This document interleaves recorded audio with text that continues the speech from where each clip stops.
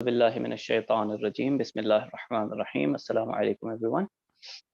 We are here for our first of two majalis, where Syed Sarmadi Rizvi will be reciting our majalis in English, inshallah. To start off the program, I will request Muhammad Mehdi to please recite the Holy Quran. Muhammad wa ali Muhammad salawat. اللهم صل على محمد وآل محمد. أعوذ بالله من الشيطان الرجيم. بسم الله الرحمن الرحيم.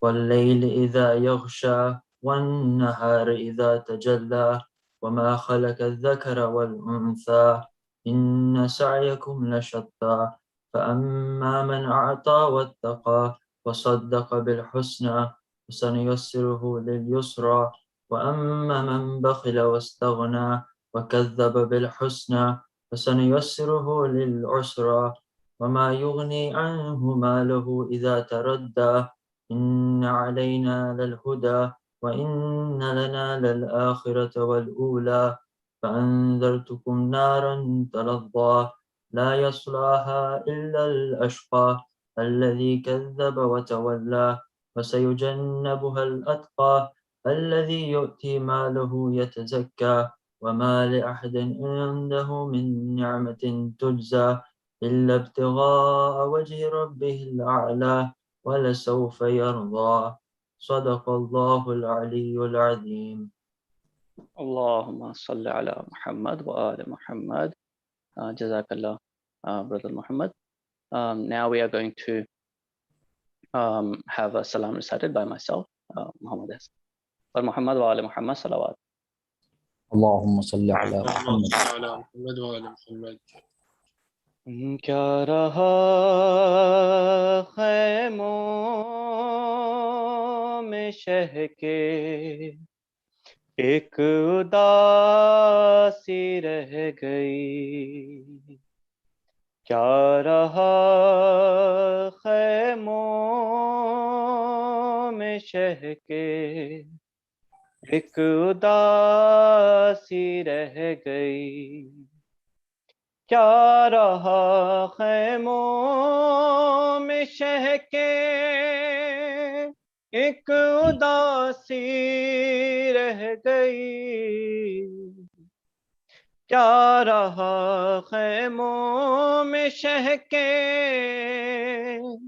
ایک اداسی رہ گئی. صرف رونے کو محمد کی نواسی رہ گئی. اور سج گئی قاسم کے ٹکڑوں سے دھر کر بو بلا. سج گئی قاسم کے ٹکڑوں سے دھر کر وہ بلا. ماں ادھر بیٹے کی دلہن کو سجاتی رہ گئی. کیا رہا خیموں میں شہ کے ایک اداسی رہ گئی. چھینتا تھا شمر چادر اور زینب بار بار. چھینتا تھا شمر چادر اور زینب بار بار. اپنی چادر کے محافظ کو بلاتی رہ گئی. کیا رہا خیموں میں شہ کے ایک اداسی رہ گئی. اور اے مسلمانوں تمہاری غیرتیں کیا ہو گئیں، اے مسلمانوں تمہاری غیرتیں کیا ہو گئی، تم تماشائی تھے زینب منہ چھپاتی رہ گئی، کیا رہا خیموں میں شہ کے ایک اداسی رہ گئی، قید میں بالی سکینہ کو ملا بابا کا سر، قید میں بالی سکینہ کو ملا بابا کا سر، ارے منہ پہ منہ رکھ کر جو سوئی ماں جگاتی رہ گئی، کیا رہا خیموں میں شہ کے ایک اداسی رہ گئی، او مادر اصغر نہ بیٹھی سائے میں اثر کے بعد، مادر اصغر نہ بیٹھی سائے میں اصغر کے بعد، سائے میں آئی تو زندہ لاش باقی رہ گئی، ہر تماچے پر سکینہ منہ پہ رکھ کر نہاد، ہر تماچے پر سکینہ منہ پہ رکھ کر نہاد، نیل رخساروں کے غازی کو دکھاتی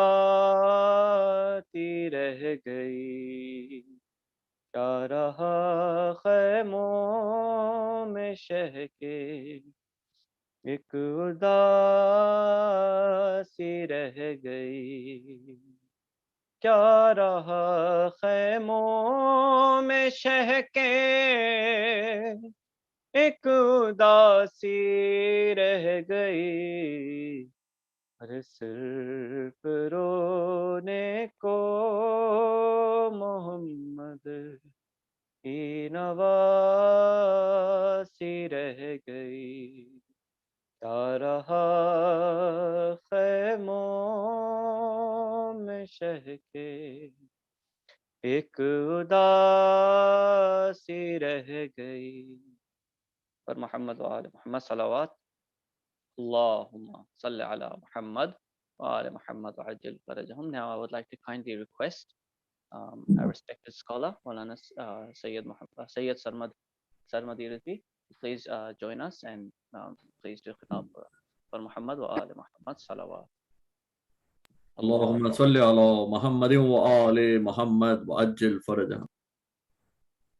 رحم الله من قرأ الفاتحة. الحمد لله رب العالمين الرحمن الرحيم إياك نعبد وإياك نستعين اهدنا الصراط المستقيم غير المغضوب عليهم ولا الضالين صل على محمد. لا حول ولا قوة إلا بالله العلي العظيم. حسبنا الله ونعم الوكيل، نعم المولى ونعم النصير. أعوذ بالله من الشيطان اللعين الرجيم. بسم الله الرحمن الرحيم. الحمد لله الذي دل على ذاته بذاته، والذي خلق المشيئة ثم خلق الأشياء بها، والصلاة والسلام على أشرف الأنبياء والمرسلين الملقب بطه والمكنى بأبي القاسم محمد. اللهم صل على محمد وآل محمد وأهل بيته الطيبين الطاهرين المنتجبين المنتخبين المعصومين المظلومين الذين أذهب الله عنهم الرجس وطهرهم تطهيرا. اللهم صل على محمد وآل محمد وعجل فرجهم. واللعنة الدائمة الباقية على أعدائهم أجمعين من الآن إلى قيام يوم الدين. أما بعد، فقد قال الله تعالى في القرآن الحكيم: بسم الله الرحمن الرحيم. هو الذي بعث في الأميين رسولا منهم يتلو عليهم آياته ويزكيهم ويعلمهم الكتاب والحكمة وإن كانوا من قبل لفي ضلال مبين. صلوات بر محمد وآل محمد. اللهم صل على محمد وآل محمد وعجل فرجهم. Respected elders, my brothers and sisters, all the mu'mineen who are present here in this online majlis, Assalamu alaikum wa rahmatullahi wa barakatuh. It is, of course, a blessing for all of us that we have gathered in this online Majlis to recite the Fadail and Masa'ib of Sayyid al-Shuhada and his holy household. Before I start discussing the verse that I recited in the end of my khutbah, I consider this mandatory to mention that, of course, the biggest blessing that we could have had in our lives was this Azaya Sayyid al-Shuhada. It is, of course, something which should be taken care of, and at this point, we should be thankful to Allah, to Ahl Bayt, to the Imam of our time, and especially to our mothers and parents, that they raised us in a manner that we feel inclined and we feel the excitement and we feel the importance of the Azaa of Sayyid al-Shuhada. Or else, if you just take a look around yourself, wherever you live, just take a look around yourself. People who call themselves Muslims are many.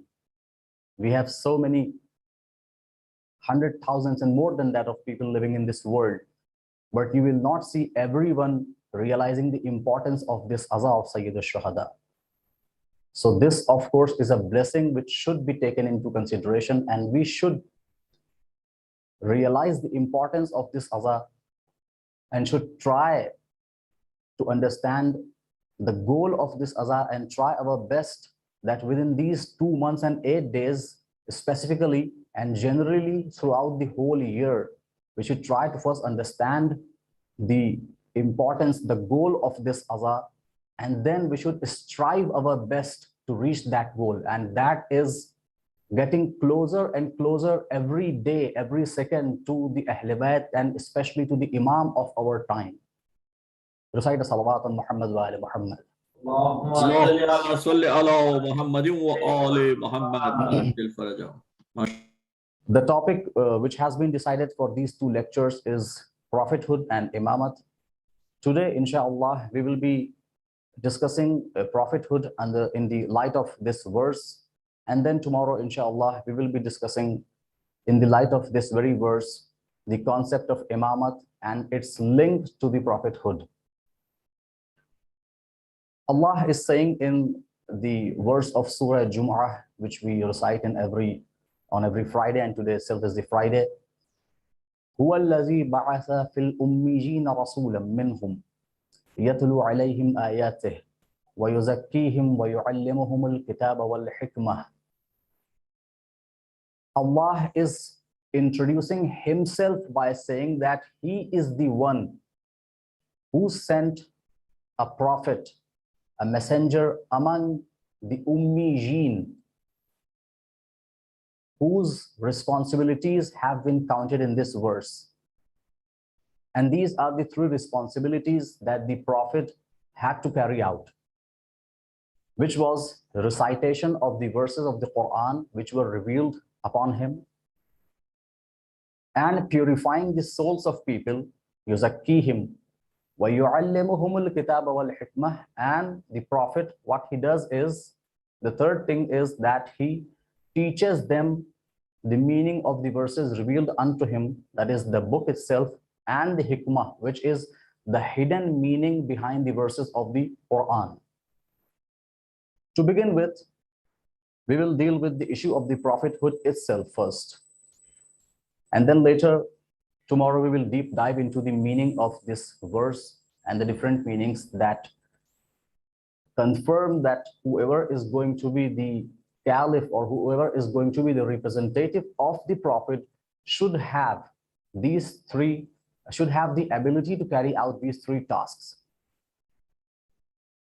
As far as prophethood is concerned, there are so many discussions. If you just go to any library and pick up any book, you will see a lot of discussions there regarding prophethood. We have even questions from other people, starting with, why do we need a prophet? Now, prophethood itself, if you define it in a single line, means that a system where someone from the gods, from Allah's side, is sent to the people to deliver the message of Allah and to let people know what they have to do, what they do not have to do, what they have to believe in, what they do not have to believe in, and all these things. But people ask questions that why do we need a prophet? Especially this question sometimes comes from the Orientalists who say, because they deny the prophethood, they say, for example, that if the prophet of God is going to come and tell us something that our intellect can fathom and interpret and understand, then of course there is no need for the prophet to be sent, because we can, with the use of our own intellect, understand these things. And if the prophet is going to tell us something that we cannot interpret, that we cannot understand, then of course there is no need of sending a prophet so that he delivers to us something that we cannot understand. Apparently their argument seems quite logical, but our scholars have replied to these questions, and what they have said is that our intellect has its own boundaries.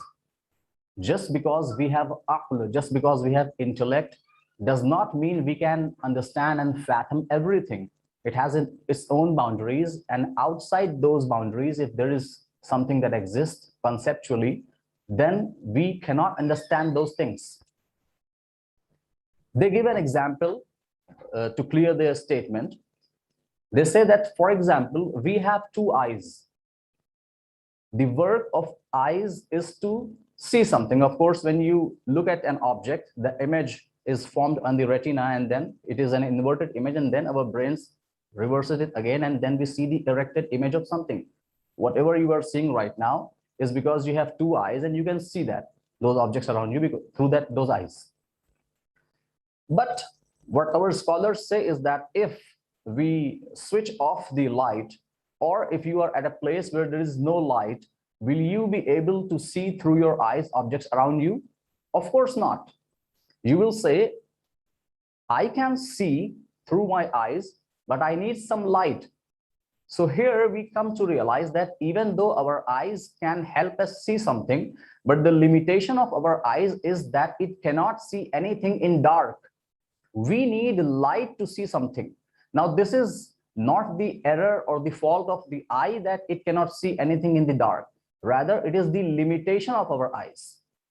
Similar is the case with our intellect and prophethood or prophet or the wahi, the message that is sent to the prophet.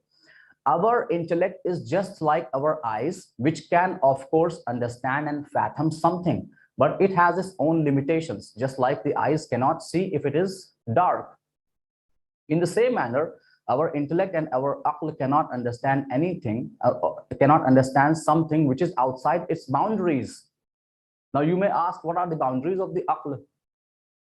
The boundaries of our intellect is that we cannot understand about anything which existed before us or something which is outside the boundaries of our intellect. For example, the meanings of the hereafter, whatever is going to happen after our life, whatever is going to happen once we die, what are we going to face? These are the things that no one can understand with the help of his intellect, because this is something that we can only understand if someone who has the knowledge from God comes to us and tells us about these things. So scholars reply to the questions of the Orientalists that just because we have intellect does not mean we can understand everything. This is the answer of the scholars, that we need someone from Allah's side. Of course, by Allah's side, we mean that we need someone who has been taught, who has been given the ilm, the knowledge of those unseen things, so that he comes to the humankind and explain to us what we have to do so that we are successful in the hereafter, we are successful in our graves, and what we do not have to do so that we are a failure in the hereafter. Please recite the Salawat on Muhammad wa ala Muhammad. Allahumma salli ala Muhammad wa ali Muhammad wa ajil faraj. MashaAllah. So the argument of the Orientalists put forward has been denied and refuted by the scholars by putting forward this argument that, of course, our intellect is there to help us. Our intellect is just there for as a medium to understand and fathom what the prophets from God tell us when they come to us. So this question has been answered like this, that if our intellect is there, we need someone from the God side, someone from Allah's side to come and tell us about what is going to happen in the next life. Why? Now, the next question comes here is that, okay, then what is the purpose of this prophethood? As we mentioned in the first part, if our worldly life is connected to a life which is in the hereafter, then of course we need to prepare for that life. For example, if you want to visit a place, if people who are listening to me from Australia, if they want to come to India, they would first inquire about the climate of India. They would first inquire about the currency of India. They would first inquire about a lot of things that they will have to go through while they are living here in India, for example, a week or two. A wise person will never go to any place without inquiring about the situations there, the climate there, the currency there. In the similar manner, if we are after our death going to a place, we should be ready and we should prepare ourselves before our last time comes. Now, this is something that we cannot just sit and meditate and fathom. This is not something that is going to be reported to us directly from God. God has created a channel and he has created a world of sources, that we say a world of wasail. This is the sunnah of Allah, that he has created this world on the sunnah of wasila. We need some source through which we can connect ourselves to the God. And that is why we say that this is the philosophy behind prophethood, that someone from the side of Allah should come to us and tell us how we have to live, what we have to believe in, so that our life in the hereafter is successful. Now, the second question that comes to our mind, and that has been explained in detail in our religious books, is that what are the characteristics, what are the traits that a prophet should have? What are his responsibilities? And once we understand the concept of prophethood and the characteristics of the prophet himself and the roles and responsibilities that he has to play in this worldly life, the next question that comes to our mind, and that has been there for the past 1400 years and has not been resolved, even though I myself say, and the scholars and the school of Ahlul Bayt says that these questions have already been answered and these issues have already been resolved, but still people have the habit of asking questions again and again, just because they do not want to follow what is from knowledge. Rather, they just follow their own the desires of their hearts. So what I was pointing towards was that if the concept of prophethood is clear for the Muslim world, the concept of Khilafah and the concept of vicegerency of prophet will also be clear. Now try to understand this thing. There is a very interesting point that the scholars say and tell to people. Usul al-Din are 5. The roots of religion are 5. We say Tawheed, Adl, Nabuwat, Imamat, Qiyamat. These are the 5 usul of our religion. Even though if you go and read the books on beliefs, you will see that the scholars discuss there that real usul of our deen are only 3, which is Tawheed, Risalat, and Qiyamat, which is also called as Ma'ad, the hereafter. But because people had so many doubts and there were so many conflicts among people regarding the discussion of Adalah and the discussion of Imamah, that is the justice of God, and the Imamah, which is the vicegerency, who is going to be the representative of Prophet once he leaves this world. There were so many conflicts between people that later these 2 usul, the asl of Adl and the asl of Imamah, also were added in our usul al-Din. And why the scholars say this? Because if you properly understand the Tawheed of Allah, then there is no need to discuss if God is Adil or not. Because people started discussing, one group of people was saying that Allah can even send a prophet, na'uzubillah, to hell, and he can send a disbeliever to heaven, because he is God, he is Allah, he has the absolute authority, and he can do anything. He is not going to listen to anyone, or he is not under anyone. He is the supreme and he can do anything. What they believed was that if he is going to send someone based on their acts to hell or heaven, then he is, of course, under a compulsion, and God can never be under compulsion. This was their argument. Other group of people, they said no. I mean, the Imamiyah, we said no, this is not the case. Allah, because you guys have not understood properly the concept of Tawheed, that is why you are discussing these things. This is not that Allah is helpless or he is under compulsion to send someone to hell or heaven just based on their acts. Rather, this is because Allah is Adil and he is also not Zalim. That is why he will never do zulm on anyone. That is the reason, if you are someone who has followed the guidelines of the prophets and have the proper beliefs and have the proper actions that you have carried out in this world, you have the correct a'mal, then based on that, Allah is going to send you to heaven, of course. This is not because Allah is under some compulsion. This is because Allah is just, and based on the justice of God, he is going to send you to heaven or hell. So this argument was refuted like this. But because there were so many discussions, that is why the Adalat was also included in the Usul of Deen. And similar is the case with Imamah. There were so many discussions after the Prophet because the proper message of the religion which the Prophet gave to the people was not properly followed. And whatever discussions and confusions and the conflicts we have till now and till the end of this world, we will be having it. This is only because we have not properly followed the message of Ahl Bayt and the message of Prophet himself especially. Please recite a salawat on Muhammad wa ali Muhammad.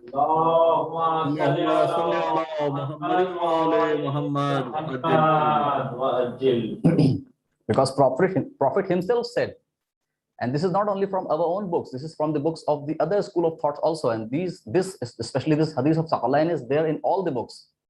No one can deny this. That's inni tarikun fikum Thaqalain. I am leaving among you 2 weighty things: the book of Allah and my itrat, my Ahl Bayt. Ma in tamassaktum bihima lan tadillu ba'di abada. If you stick to them, if you hold unto them, you will never be astray after me. Abada, never be astray after me. And these 2 things will come to me on the house of Kausar. So this is the one and the only formula. I do not ask you to go and just search around for the different things and solutions. This is the simplest and the best solution for the whole ummah, for the whole Muslim nation, to find out if they want to know if they are really walking the Sirat al-Mustaqim, if they are really treating the Sirat al-Mustaqim, just look at this hadith of Saqlain. That if you are listening to what the Quran is saying, and at the same time, if you are following the message of the Ahl Bayt, because these two, according to the message of Prophet, whom we all believe was a Masoom and is a Masoom, and he will never say anything out of his own desire. Whatever he is saying is what Allah is saying. This Prophet does not talk out of his own desire. He says what the Wahy of Allah says. So he has told us that this is the Quran and these are my Ahlul Bayt, and they will never be separated from each other. What does that mean? That means that whatever the Quran is saying, the Ahlul Bayt will say, and whatever the Ahlul Bayt will say, if you go and check, the Quran will be also saying the same thing. So if you stick to both of them, then only you are going to be successful in the hereafter. So this is the simplest formula for all of us. So within the brackets, I was just saying these things. So if we need to understand, we should know one thing, that whatever the usul deen we have, all these things are totally interconnected to each other. This is the point towards which I wanted to point, that whether it is Tawheed, whether it is Adl, whether it is Imamat, Risalat or Qiyamat, if you start discussing Tawheed, that does not mean that you can confine Tawheed and neglect all the four other parts. Moreover, if you start discussing Tawheed, you will at a point reach to the discussion of Risalat. At a point, you will reach the discussion of Imamah, because these all five usul deen are connected, interconnected to each other. It is only because ulama want to make people understand these things. Just because we are able to understand these concepts, these chapters have been made in the books of belief. That the chapter number 1 is, for example, for Tawheed, and chapter number 5 is for Qiyamah or Ma'ad, the hereafter. Otherwise, these concepts are totally interconnected to each other. If the Tawheed of a Muslim is clear, he will never have a doubt or questions in the prophethood or the Imamat. This is quite an interesting point. People discuss whether the Caliph after the Prophet was this person or that person or Imam Ali. I would say that someone who is asking this question does not have the sound understanding of the Tawheed and the prophethood. If you have really understood Tawheed, then you must know just the one line, and I will move to the next point. If you or anyone else or myself, if I have the proper understanding of Tawheed, then I must know, and it has been multiple times stated in the Quran itself, that whoever is going to be the guide of mankind from Allah, then of course Allah is the one who will make him the guide, and no one from the public has any right to elect anyone as the successor of Prophet or if a Prophet himself. It is only Allah who will declare anyone as his guide, and that is the reason we say that in Islam we do not have the concept of election, we only have the concept of selection. Recite a salawat on Muhammad wa Muhammad.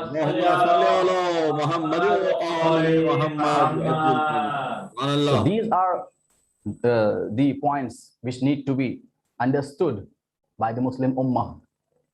So I was talking about the responsibilities and the roles and what should be the characteristics and the traits of the Prophet. So someone who is the Prophet of Allah, of course, is going to be what we say in our religious language as infallible, which is Ma'soom.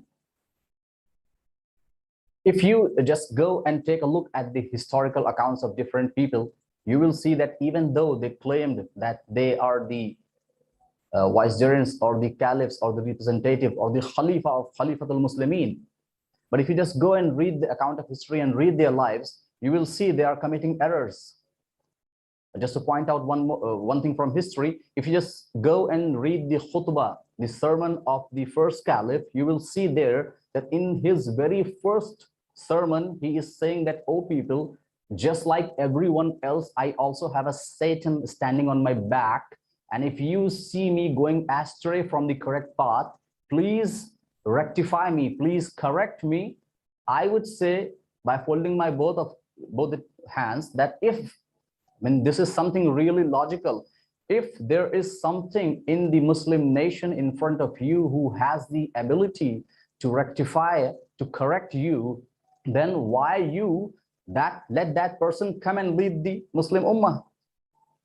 That is why we say that if the traits and the characteristics of the Prophet are understood by reading the Quran and the narrations of the Prophet and the Ma'asumeen, then it is going to be quite easy for us. And this is the easiest solution for the Muslim nation. And I will point towards these things in the second Majlis tomorrow, inshallah.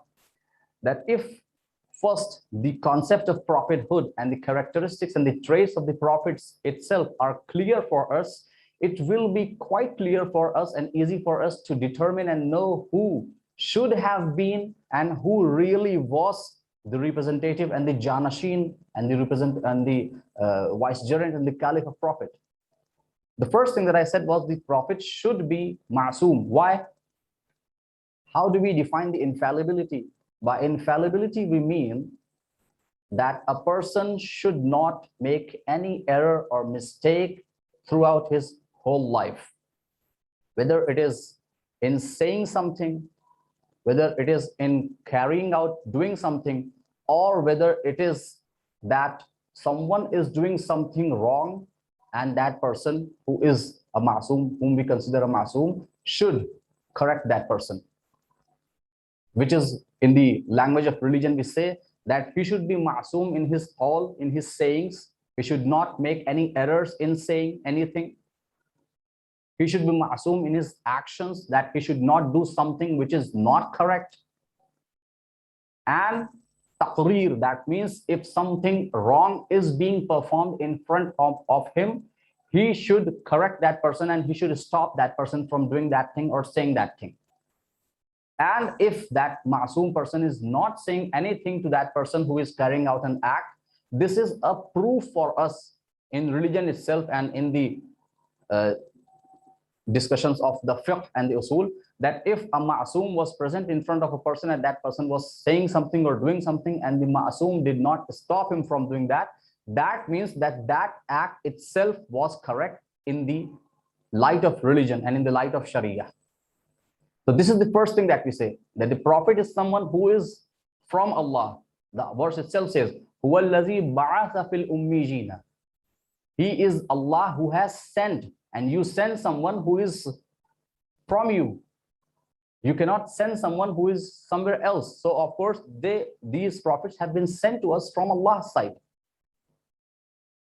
And the thing is that they should be infallible. Why? Because if they are coming from Allah's side and they are the representative of Allah, then if you are the representative of someone, because you are representing that person or that entity or whatever you want to say, that reality, then because you are the representative of that reality, you should be like that reality. So for example, if I come to your country being the ambassador of India, because I am representing the country, I am representing the government of India, I should not do anything which is against the law, which is against the rule, or which is something which can be considered as a blemish on the Indian image. Because at that time, I am representing the Indian government and the Indian public itself. Similarly, if Allah is sending someone by calling him as his messenger, if there is something that is wrong, na'uzu billah, then of course this is not only going to affect the image of the Prophet himself, rather this is going to affect the image of Allah, al-ayazu billah. And that is the reason we say, let us not discuss about the Prophet or the Imam. First discuss whether you believe in the ismah of Allah. Do you believe that he is faultless? Of course, every Muslim will say that. So if Allah is sending someone on earth among the mankind as his representative, so of course, because Prophet is representing Allah, he is Rasulullah, Rasulun min Allah. So because he is the Rasul, he has been sent by Allah and he is the representative of Allah, then of course, because as Allah is sinless, as Allah is faultless, in the same manner, the Prophet is going to be faultless throughout his life. And in the same manner, whoever is going to represent the Prophet after him is going to be totally faultless and sinless. And that is why we see in the Quran that Allah says, إِنَّمَا يُرِيدُ اللَّهُ لِيُذْهِبَ عَنْكُمُ الرِّجْسَ وَأَهْلَ الْبَيْتِ وَيُطَهِّرَكُمْ تَطْهِيرًا. Oh, the Ahlul Bayt, Allah desires, and this is the decision of Allah, to keep all the sins away from you and to purify you a thorough purifying. Please recite a salawat on Prophet and his household.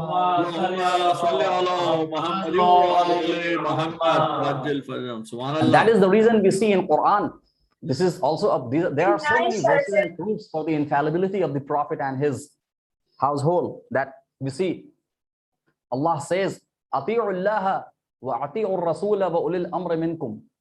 Allah is saying, obey Allah and obey the Prophet and whoever is among you, the ulil amr. And this is an indication towards the 12 imams after Prophet alayhimus salam.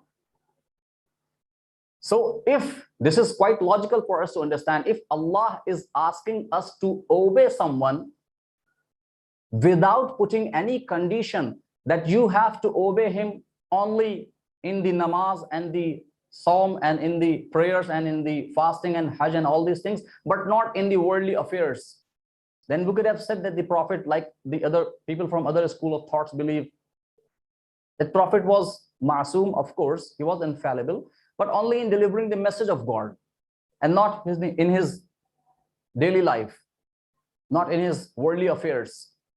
We say if this would have been the case, then Allah must have pointed out this in the verse. But the verse is absolute here. It is not conditional. Allah is not saying Ati'u Allah wa Ati'u Rasula fi hadhihi al-umur. No, he is saying Ati'u Allah wa Ati'u Rasula wa ulil amr minkum. He is giving the absolute authority to the Prophet, and he is giving us an absolute command to follow the Prophet. That means that from the beginning of the Prophet's life till the end of the Prophet's life, and not only Prophet, but after him, all the 12 caliphs, throughout their life, whatever they are doing, it is as if this is what Allah has commanded them to do, and whatever they are saying, it is as if this is the command of the Allah that is being sent to us. Recite a salawat on Muhammad wa ali Muhammad. Absolutely. MashaAllah. That is why we say, let me just present another verse where Allah says in Surah Al Imran, "In kuntum tuhibbuna Allah fattabi'uni yuhibbukum Allah wa yaghfir lakum dhunubakum." Now Allah is giving a message to the people through Prophet that say, "O Prophet, qul in kuntum tuhibbuna Allah." If you say that you are the lovers of God, that you love God, if you claim that you have your heart filled with the love of God, then what? Then you do not have to do anything apart from what the verse is saying. In kuntum tuhibbuna Allah fattabi'uni. Allah is saying that I am not going to accept anyone's love for me, whatever your claim be and whatever tall claims you offer or you put forward. But I am going to accept the claim of your love for me if you are going to follow the Prophet, if you are going to do the ittiba' of the Prophet. So if anyone wants to claim love for their Lord, because we have people who say, yeah, I do not pray and I do not fast and I do not do this and I do not do that, but of course I have a lot of love in my heart for Allah. Dear brother, if you are from such people, then of course you are going to be bearing a huge loss in the hereafter, because the real love for someone actually motivates you, actually helps you in getting near to that person by following that person. Even in this world, you can see if there is any personality that you love, you try to imitate them, whether it is from the scholars or your parents or any of your family members, or if we just talk in a general sense, any of these celebrities. You see people, if they love any celebrity, they are going to imitate the acts of that celebrity. Just to give an example.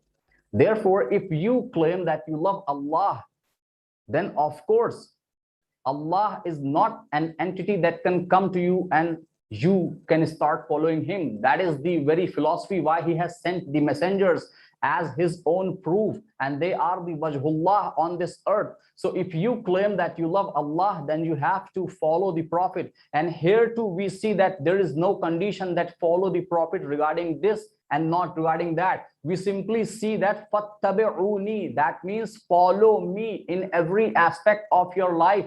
And this is the proof that whether it is in this world or whether it is in the hereafter, according to what the people believe. On the contrary, we do not believe that neither in this world or nor in the hereafter we are not going to see our Lord. In this world we have seen Wajhullah and we follow them, and in the hereafter also we will only see the Wajhullah, which is Muhammad and Ali Muhammad, and there too we will be with them. Recite salawat al Muhammad wa ali Muhammad. Allahumma salli ala Muhammad wa ali Muhammad. MashaAllah. So these are the different proofs, and there are so many verses. In maybe someone from you maybe knowing a lot of more verses. وَمَنْ يُطِعِ الرَّسُولَ فَقَدْ أَطَاعَ اللَّهَ. Whoever has followed, whoever has obeyed the Prophet has obeyed Allah. Here we have a fa, which is used for which is used when we do not have any gap. So whoever has followed, obeyed Prophet, وَمَنْ يُطِعِ الرَّسُولَ فَقَدْ أَطَاعَ اللَّهَ, then verily he has obeyed Allah. Because if you want to obey Allah, then there is no help for you, then there is no option for you except to obey the Prophet and his holy household. So this is the philosophy, and this is the reality of prophethood, and these are the characteristics of the Prophet, that he is ma'soom, and he has the knowledge from Allah, and he is sent by Allah. No one has the right to elect anyone, whether a prophet or the vicegerent or the caliph of the Prophet. Dear brothers and sisters, today is the 16th of the month of Safar. After 4 days, we are having Arbaeen. Inshallah, tomorrow, from whatever little knowledge I have, we will be discussing the concept of imamah and its connection with the prophethood. For today, I am ending my speech here on the part of Fazail. After 4 days, we are going to witness the event of Arbaeen. 20th of Safar, Arbaeen, is the 40th day after the martyrdom of our Imam Hussain alayhi salam.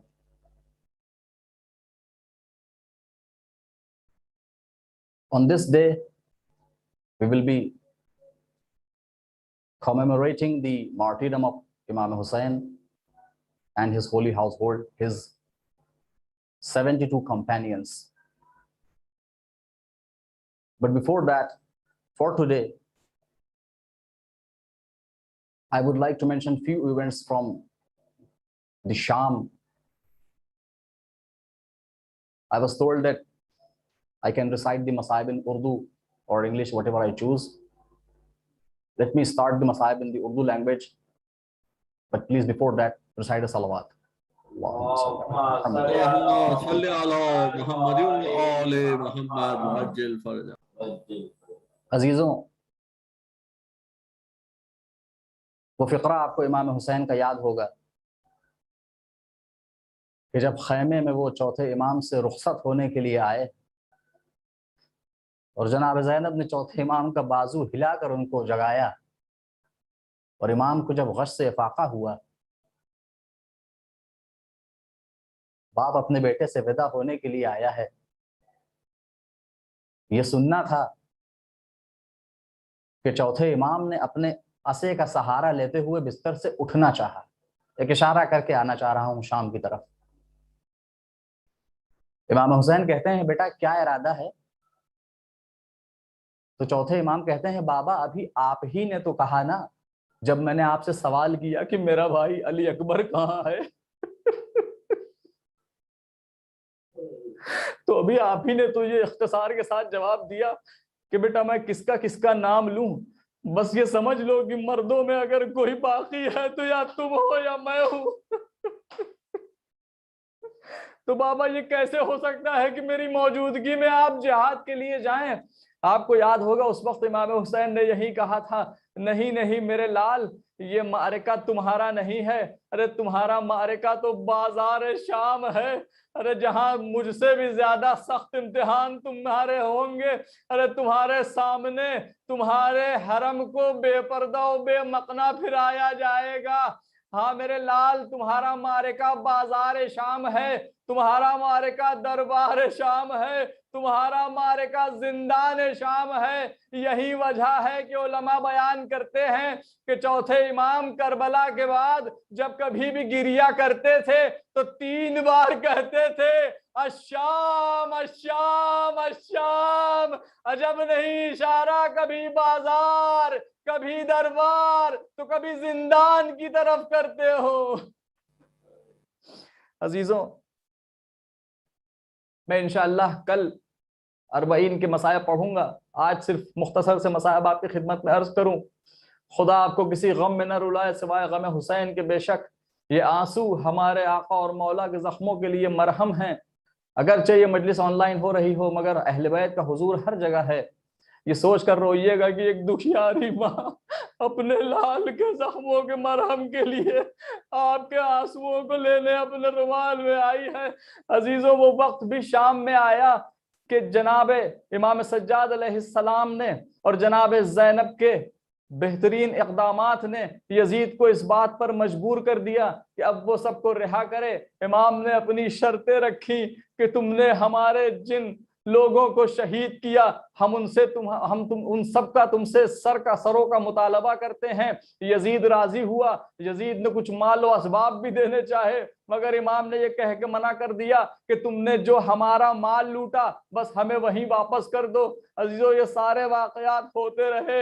ایک وقت کو چوتھے امام کی نظر اپنی ماں جناب رباب پر پڑی، ان کے چہرے کو کرب کو دیکھ کر امام برداشت نہ کر پائے، سمجھ گئے کہ سب اپنے اپنے وطن واپس جائیں گے، مدینے جائیں گے، مگر رباب کے دل سے کوئی پوچھے ارے جس بچی کو ساتھ لے کر آئی تھی، ارے سکینہ کو واپس لے کے نہ جا سکیں گی، کہاں اماں رباب آئیے آپ ذرا قید خانے میں، ارے ننھی سی قبر تھی سکینہ کی، جناب رباب کو لے کر سکینہ کی قبر پہ آئے، اور میں سوچتا ہوں بھائی نے بہن کی قبر کو دیکھا ہوگا تو وہ مناظر یاد آ گئے ہوں گے کہ جب پرندے زندان کے اوپر سے شام کو اڑ کے جایا کرتے تھے۔ ارے سکینہ اپنے بھائی سے سوال کرتی تھی، ارے بھیا یہ پرندے شام کو کہاں جا رہے ہوتے ہیں؟ تو جناب امام سجاد کہتے تھے، اے میری بہن، یہ شام کے وقت جب اندھیرا ہو جاتا ہے تو یہ اپنے مسکن کی طرف، اپنے گھونسلوں کی طرف لوٹ کے جایا کرتے ہیں، جب اندھیرا ہوتا ہے تو پرندے اپنے گھروں کو واپس جاتے ہیں۔ ارے ننھے ننھے ہاتھوں کو جوڑ کر ارے بھائی سے سکینہ سوال کرتی تھی، بھیا آخر وہ دن کب آئے گا کہ جب ہم اپنے گھر کو واپس جائیں گے؟ بھائی نے یہ سوچ کر بہن کی قبر پہ بڑا گریہ کیا ہوگا، اے سکینہ تم ہمیں چھوڑ کے چلی گئی، ارے وہ دن بھی واپس آ گیا، آؤ چلو تمہیں مدینہ واپس لے چلے، مگر سکینہ تو اپنے بابا کے پاس جا چکی ہے، ارے ننھی بچی کو اب وطن کون واپس لے کر جائے گا؟ الا لعنت اللہ علی القوم الظالمین۔ وسيعلم الذين ظلموا أي منقلب ينقلبون إنا لله وإنا إليه راجعون رضا بقضائه وتسليما لأمره۔ اے میرے معبود، ہماری اس مختصر سی عزا کو قبول فرما۔ یا اللہ، محبان اہل بیت جہاں کہیں بھی ہوں ان کی حفاظت و حمایت فرما، دشمنان اہل بیت جہاں کہیں بھی ہوں اگر وہ لائق اصلاح نہ ہو تو نیست و نابود فرما۔ اے میرے معبود، ہمارے علماء حقہ کا سایہ ہمارے سروں پر قائم و دائم رکھ۔ اے میرے معبود، ہم میں جو مریض ہیں ان کو شفا عطا فرما۔ یا اللہ، جو مقروض ہیں ان کے قرضوں کو ادا کر دے۔ یا اللہ، جو بھی کسی مشکل میں مبتلا ہے اس کو اس مشکل سے آزاد کر دے۔ اے میرے معبود، جنہوں نے دعاؤں کی التماس کی ہے ان کی دعاؤں کو قبول فرما۔ یا اللہ، ہم سب کو اپنے وقت کے امام منتقم خون حسین سے قریب تر کر دے۔ اے میرے معبود ان کے ظہور میں تعجیل فرما، ہم سب کو ان کے اعوان و انصار میں شمار فرما۔ ماتم حسین۔ یا حسین یا حسین۔ کہا زینب نے یہ رو کر سنبھالو بیویوں چادر، سر عباس آتا ہے۔ کہا زینب نے یہ رو کر سنبھالو بیویوں چادر، سر عباس آتا ہے۔ کہا زینب نے یہ رو کر سنبھالو بیویوں چادر، سر عباس آتا ہے۔ بلا لائے سکینہ کو، بلا لائے سکینہ کو، کوئی زندان سے جا کر، سر عباس آتا ہے۔ کہا زینب نے یہ رو کر سنبھالو بیویوں چادر، سر عباس آتا ہے۔ یہ غیرت کا خدا ہے، اس کی غیرت کا تقاضا تھا، کھلا سر دیکھ کے نیزے سے جو یہ سر گراتا تھا، اور نہیں ہے پاس گر چادر تو رکھ لو ہاتھ ہی سر پر، سر عباس آتا ہے۔ کہا زینب نے یہ رو کر سنبھالو بیویوں چادر، سر عباس آتا ہے۔ بھرا ہوگا لہو آنکھوں میں اس کی، خود ہٹاؤں گی میں بچپن کی طرح سے، بھائی کا چہرہ دلاؤں گی، اگر ممکن ہے تو دے دے کوئی پانی مجھے لا کر، سر عباس آتا ہے۔ کہا زینب نے یہ رو کر سنبھالو بیویوں چادر، سر عباس آتا ہے۔ مجھے اٹھنا پڑے گا بیویوں تعظیم کو اس کی، میں ماں ام البنی کی سمت سے غازی کو چوموں گی، سنبھالے سر کوئی اونو محمد کے یہاں کر، سر عباس آتا ہے۔ کہا زینب نے یہ رو کر سنبھالو بیویوں چادر، سر عباس آتا ہے۔ تھے سب کے جھولیوں میں اپنے اپنے لاڈلوں کے سر، رقیہ ام لیلا ام فروا مادر اصغر، اٹھی کہتے ہوئے ہر ماں سر اپنے لال کا رکھ کر، سر عباس آتا ہے۔ کہا زینب نے یہ رو کر سنبھالو بیویوں چادر، سر عباس آتا ہے۔ یا حسین یا حسین یا حسین یا حسین، اللہم صلی علی محمد وعلی Brother Muhammad Taha, and thank you very much to our respected scholar, Maulana Sarmadi Rizvi, for joining us today. We shall end our program today with Ziyarat. Bismillah ar-Rahman ar-Rahim. Assalamu alayka ya Rasulullah. Assalamu alayka ya Sayyid al-Wasiyin. Assalamu alayka ya Fatima al-Zahra, Sayyidat Nisa al-Alameen. Assalamu alaykum wa rahmatullahi wa barakatuh. Assalamu alayka ya Gharib al-Ghuraba, ya Mu'in al-Du'afa wal-Fuqara, as-Sultan, ya Abu al-Hasan, ya Ali ibn Musa al-Rida, Radib القدر والقضاء ورحمة الله وبركاته. السلام عليك يا صاحب العصر والزمان، الأمان الأمان الأمان من فتنة الزمان. السلام عليك يا خليفة الرحمن، السلام عليك يا مظهر الإيمان، السلام عليك يا شريك القرآن، السلام عليك يا إمام الإنس والجان. عجل الله تعالى فرجك وسهل الله مخرجك وظهورك ورحمة الله وبركاته. اللهم اللهم صل على محمد وآل محمد